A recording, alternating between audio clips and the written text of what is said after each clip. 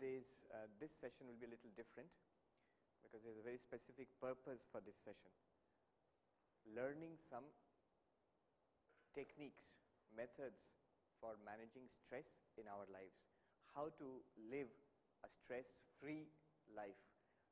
Those who studied this subject, they will immediately say, you have made a technical error here, because stress is part of living. So there is a certain amount of stress which is in fact optimum for living. The idea is not stress-free completely, but stress-managed life, where stress does not become negative. What we will do now is learn a couple of techniques. These techniques come out of our rich spiritual heritage. For thousands of years in this country, diverse religious traditions, not only within Hinduism but also Buddhism, Jainism, various religious traditions, they have developed many techniques, many, I would say, methodologies, which can be used for stress management. Remember, these methodologies or techniques were not meant as methods for stress management. They were meant as methods for God realization, moksha, nirvana, whatever you call it. But it's interesting to note that we can use them just as easily for managing stress, for leading a peaceful and fulfilling life. What am I talking about? Primarily, I'm speaking about the 4 yogas: Karma Yoga,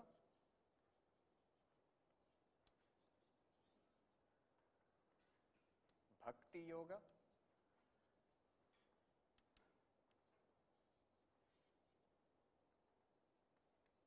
Raja Yoga, other name would be Dhyana here, meditation, and Jnana Yoga,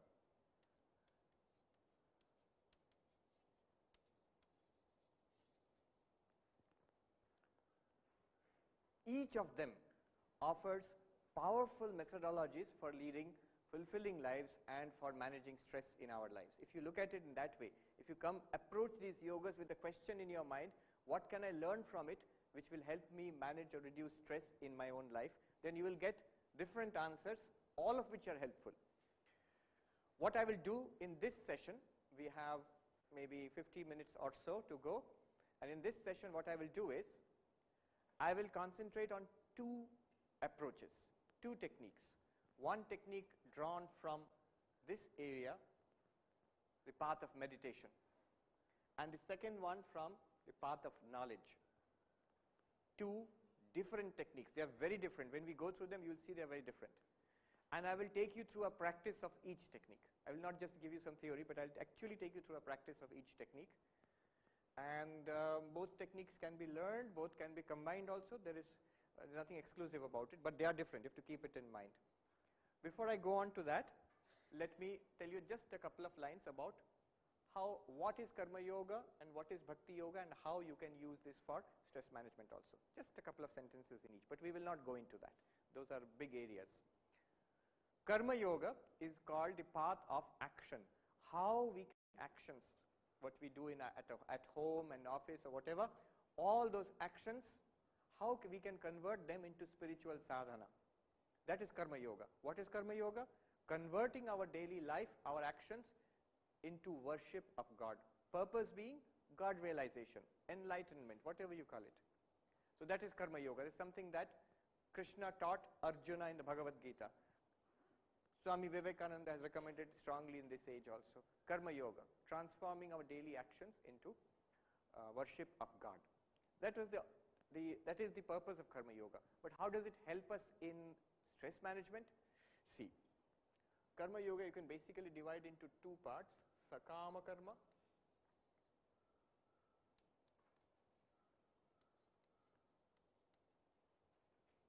and Karma Yoga proper, which is Nishkama Karma.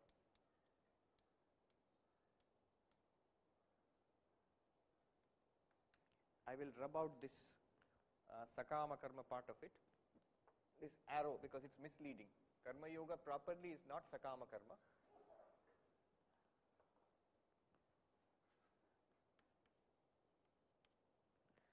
What would be sakama karma? Sakama means with desire.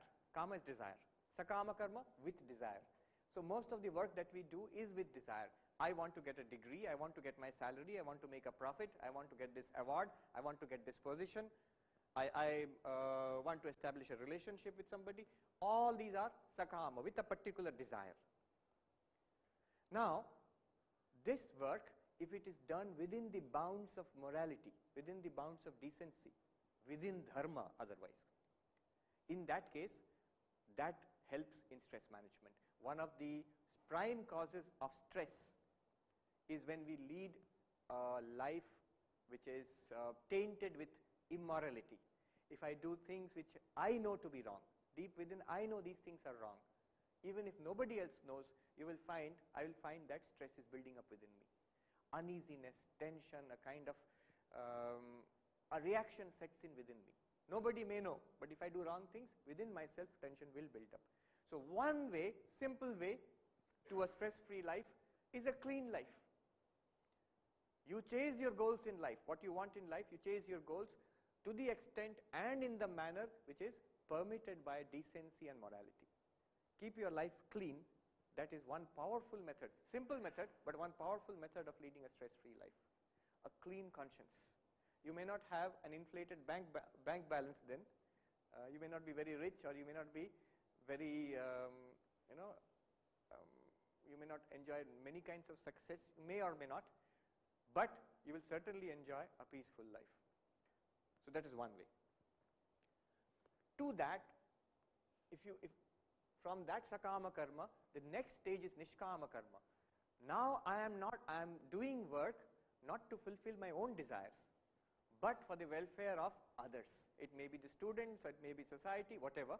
Now I am working for the welfare of others. I gave the example yesterday of Mahatma Gandhi, or say somebody like Swami Vivekananda, or many other people. They may be religious, they may be non-religious, whatever.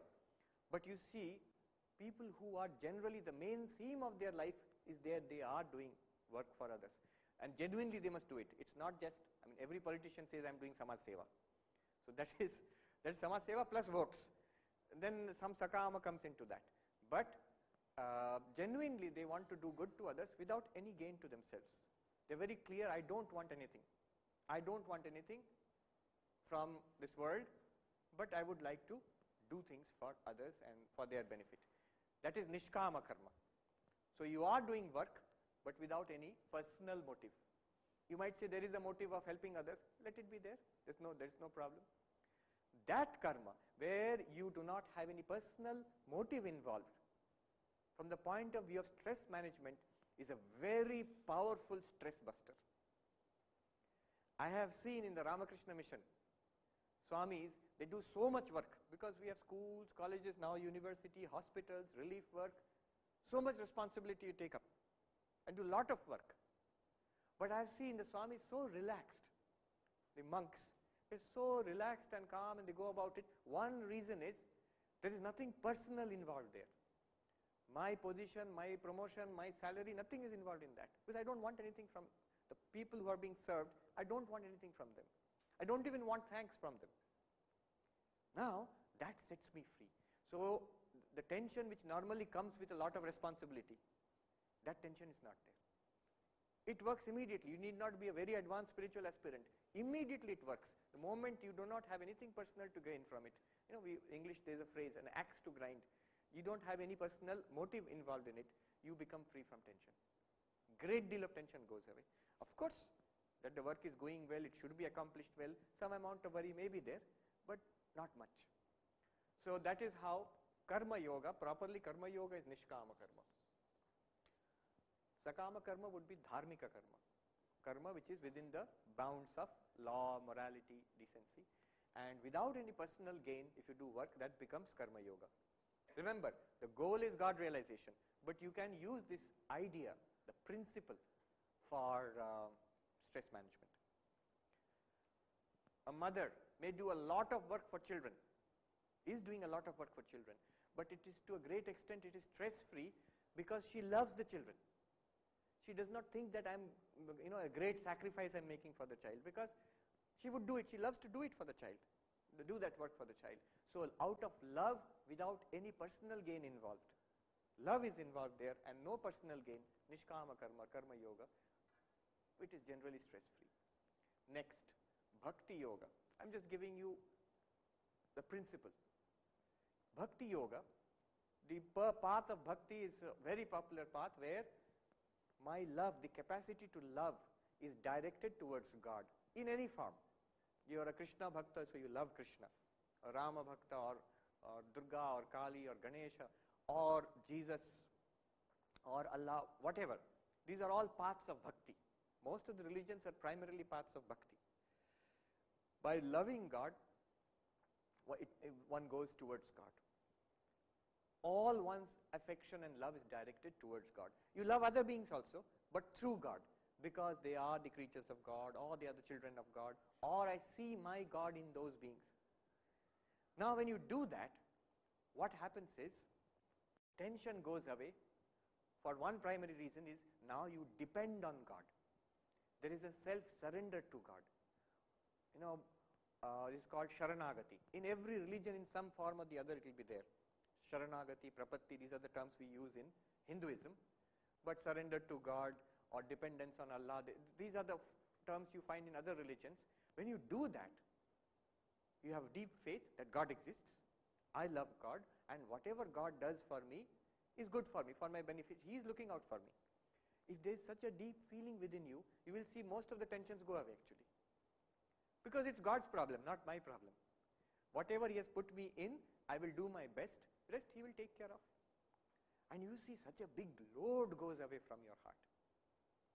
Another way in which Bhakti Yoga reduces stress is, we generally look upon all other beings as the children of God, or my God, the Krishna I love, or the Rama I love, or Jesus I love, is within them, all of them. So, people create stress for us. People we like create stress for us, people we don't like also create stress for us. Of course, people we don't like create stress for us, sometimes people we like create more stress for us. Now, when I see God within all of them, there is a kind of samadarshitvam. I love all of them because I love God. That same God is in the hearts of all beings. I remember one Mataji I had met in the high Himalayas. She is an old lady, sannyasi, and she is a devotee of Gopala, the child Krishna. Bhakti Margi, she is from the Madhva sect. Now, she says all are Gopala, sab Gopal hai. That's how she relates with people. Now somebody asked her, Mataji, and whoever comes she will cook and feed. Her idea is she is feeding Gopal. Gopal has come in this form and feeding Gopal. Now, somebody asked her, Mataji, various kinds of people come to you. Some behave well, some don't behave well, some are demanding and all that. So, doesn't it irritate you? Then she thought for a while and she says, हाँ बाबा, बहुत तरह के लोग आते हैं, लेकिन सब गोपाल हैं. So the irritating characteristics of those people are overruled because she sees Gopala in them. The child may be irritating, you may find it very annoying, but the mother, she will love the child in spite of the fact that the child is irritating or behaving in a mischievous way. In the same way, if you are actually devoted to God and you find your God in these people, the tensions caused by those people will be overruled by the perceived, felt presence of God in those people. So Bhakti Yoga is a powerful way of managing or overcoming stress, transcending stress. A Bhakta will normally not be in stress. A Bhakta who is worried is not a very good Bhakta. Somebody said very beautifully, a saint who is sad is a sad saint. Sad in the sense of bad. The second one is not a good saint. Swami Vivekananda was full of humor and jokes and all. So somebody asked him, Swami, are you never serious? Swami Vivekananda thought and he said, yes, I am serious. Only when I have a stomachache, then I'm serious. But otherwise, full of humor, happy. Bhakti Yoga helps in managing stress. So this is just a background to Karma Yoga and Bhakti Yoga, just one, I've just touched upon it. Now we enter into the two main techniques which we will take up. One is from the point of view of dhyana, meditation, the path of meditation. The other one is the path of knowledge. First, the path of meditation. The path of meditation according to Patanjali Yoga Sutra, the idea is to calm the mind. Remember, the goal is always God realization or Atmagyan, whatever you call it. The goal is that. The goal is never stress management. Patanjali never wrote it for corporate executives. I mean, he designed it for people who wanted to get spiritual realization. But it can be used. Basic idea of Dhyana Yoga is, by calming the mind, the reality beyond the mind is experienced. By calming the mind, the reality which you are beyond the mind is experienced. The sutra is Chitta Vritti Nirodha. Yoga is Chitta Vritti Nirodha. Calming, the cessation of the modifications of the mind is yoga. What happens? If the mind is calm, what happens? What good it is if to sit quietly? Patanjali says, Tada drashtu swarupe avasthanam. The drashta, the real self, what you are really, is perceived or experienced at that state. In that state when the mind is very calm. Swami Vivekananda gives the example of a lake. When the lake is very calm, no waves, and the water is very clear. Two conditions. The water must be very clear, and there should not be any waves in that lake. Then the bottom of the lake is seen clearly. Swami Vivekananda gives this example in his book, Raja Yoga. In the same way, when the mind is, number one, pure, the water must be clear, not muddy. And second, the mind is calm. No, not breaking into waves. When the mind is very calm and when the mind is very pure, we as we are, the Atman, shines forth in that state. Otherwise, what happens? Patanjali says, Vritti sarupyam itaratra. As the mind goes into waves, anger, lust, greed, desire, the drashta behind the mind becomes identified with those vrittis. And so, I am this person who is angry. That becomes our reality. I am not the drashta of the mind anymore. I am identified with the mind. That's what happens. Anyhow, this is the basic principle of yoga, meditation.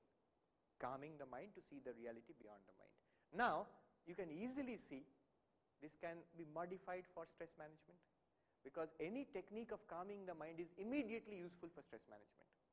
Any technique which calms the mind is immediately useful for stress management. I shall take you through one technique. This technique is called Yoga Nidra. You are actually not going to fall asleep, so be careful. I'm not going to ask you to fall asleep. Yoga Nidra.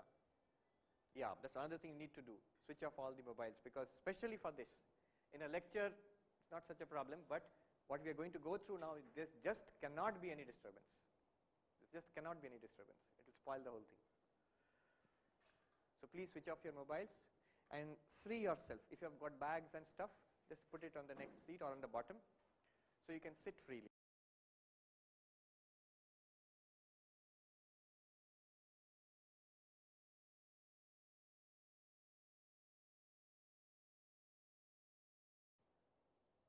This is just one technique. There are many such techniques. Proper meditation, which is more difficult, that also has tremendous benefits as far as relaxation is concerned. I've read about Swamis, who did not need to sleep because they were able to meditate at such deep levels. Swami Turiyanandaji, in one place, he writes about his experiences in Rishikesh. He used to spend the whole day in study and meditation and japa. And then he says, there came a time when he did not feel like sleeping at night. And for 6 days at a stretch, he went without sleeping at night. Not in a hyper-excited state, just the opposite.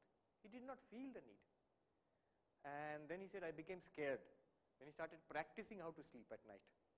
And then after some time, he got half an hour sleep one day, and he was so happy, I could sleep. But it shows, there are claims that in deep meditation, samadhi, the need for sleep, body does not need sleep anymore. So it is possible maybe. All right, this is one technique.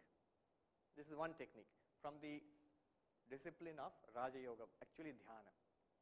And this technique is called Yoga Nidra. You can Google it and see more about it. Now, I need you to put this out of your mind. A different frame of mind is required now. Can you just attach this one?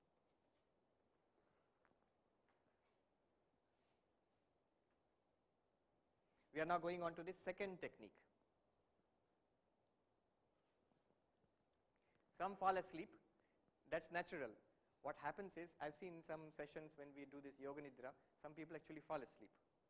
And that's why you have to keep saying that you are listening to me, you're awake. In spite of that also some fall asleep.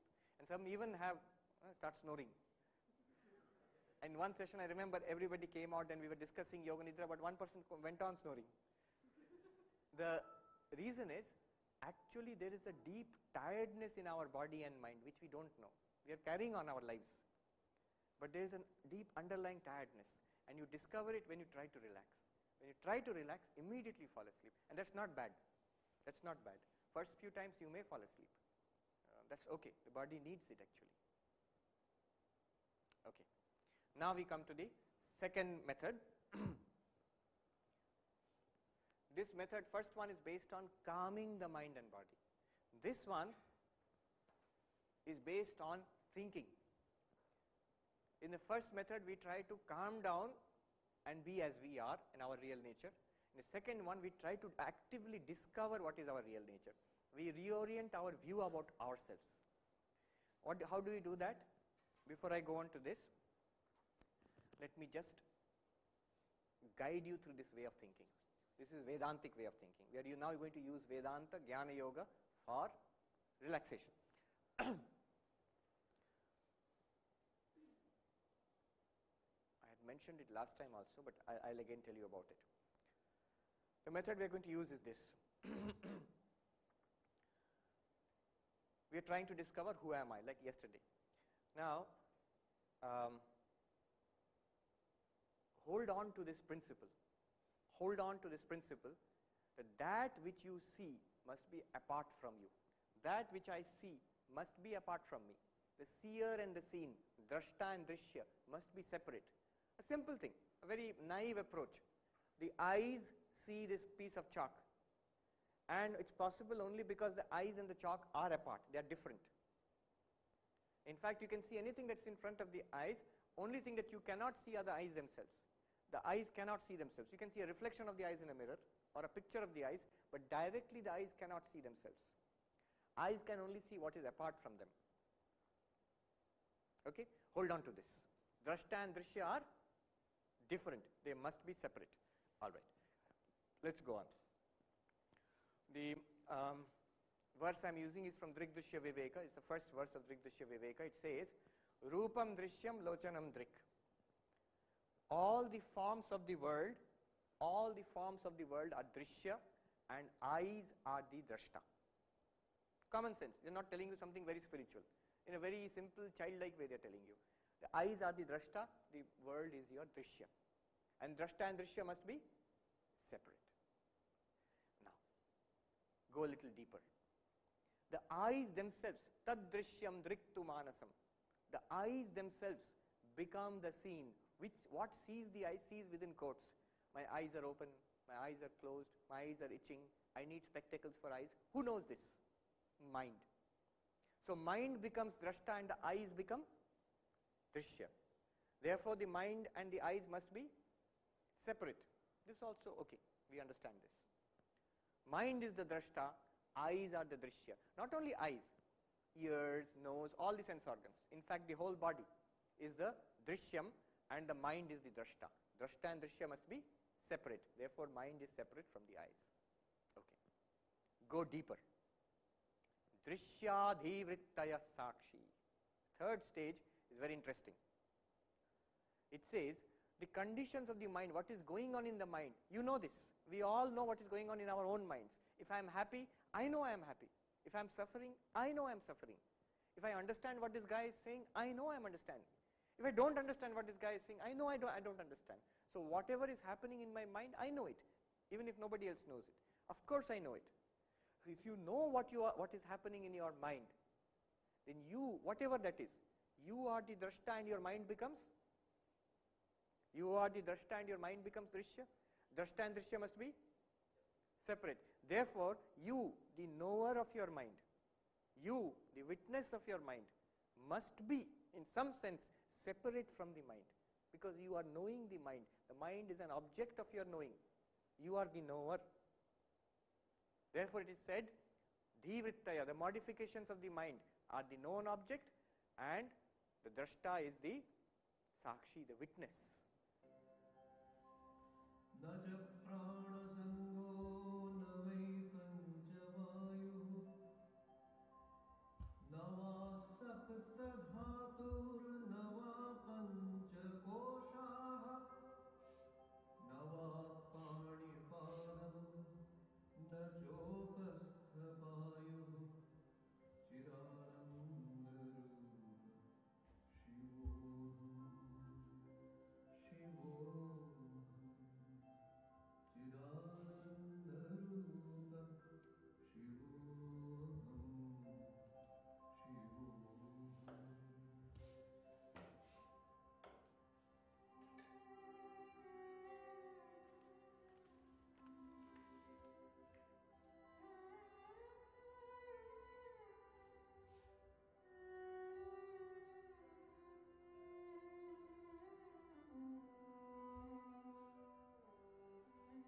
न मे द्वेषरागौ न मे लोभमोहौ मदो नैव मे नैव मात्सर्यभावः न धर्मो न चार्थो न कामो न मोक्षः चिदानन्दरूप शिवोऽहं शिवोऽहम् चिदानन्दरूप शिवोऽहं शिवोऽहम् चिदानन्दरूप शिवोऽहं शिवोऽहम् न पुण्यं न पापं न सौख्यं न दुःखं न मन्त्रो न तीर्थं न वेदा न यज्ञाः अहं भोजनैव भोज्यं न भो चिदानन्दरूप शिवोऽहं शिवोऽहम् चिदानन्दरूप शिवोऽहं शिवोऽहम् चिदानन्दरूप शिवोऽहं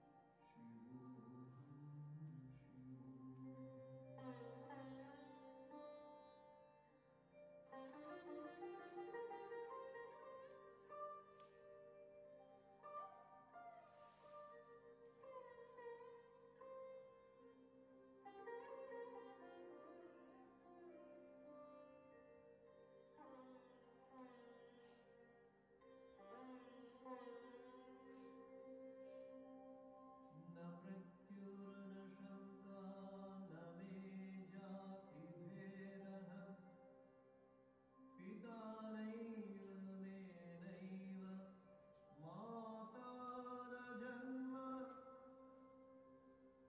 न बन्धुर्न मित्रं गुरुर्नैव शिष्यः चिदानन्दरूप शिवोऽहं शिवोऽहम् चिदानन्दरूप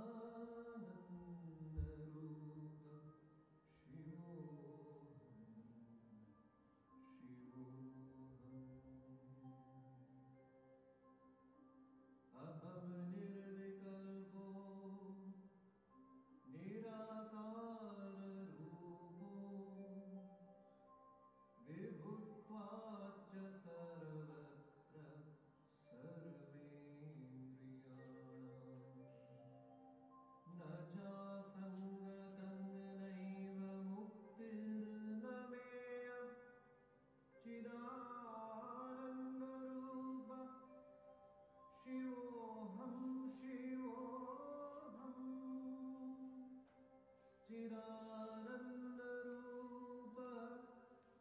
शिवोऽहं शिवोऽहम् चिदानन्दरूप शिवोऽहं शिवोऽहम् चिदानन्दरूप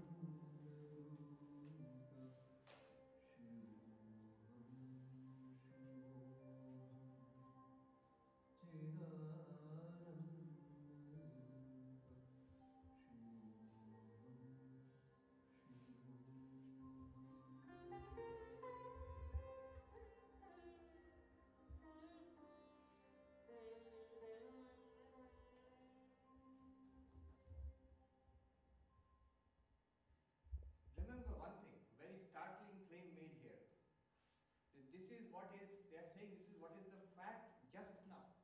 You don't have to become Chidananda Rupa Shivam. You are that already. Just as the eyes are separate from this hand or the object, mind is separate from the eyes. We accept it. We know this. Right now it is true. In the same way, they are saying just now it is true that the consciousness which you are is separate from the body and mind. It is separate. From all the tensions and fears and troubles of the mind, you are separate. You are the illuminer of that. Just now. You don't have to become separate. All you need to do is to recognize that. We are not aware of it. We are ignorant of it. This is what is called avidya or ajnana. This is what Jnana Yoga tries to overcome. That brings us to the end of the workshop also. I think we'll just formally end the workshop, and then if anybody has questions, we can take questions because we already run out of time. Thank you very much. I hope you're feeling more relaxed now.